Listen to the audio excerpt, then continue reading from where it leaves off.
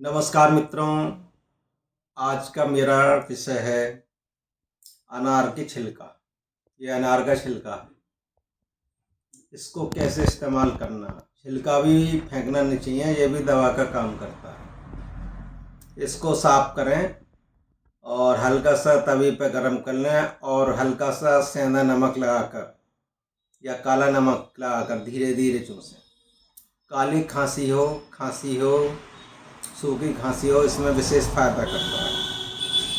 और इसे सुखा लें, सुखा करके नहीं चूरन बना लें। चूरन बना करके नहीं सुबह खाली पेट केला के साथ खाएं।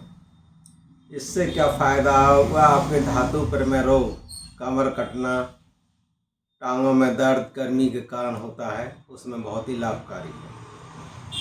और इस्तेमाल करें। इसी के साथ मेरी वीडियो को लाइक करें, चैनल को सब्सक्राइब करें। जय हिंद, जय भारत।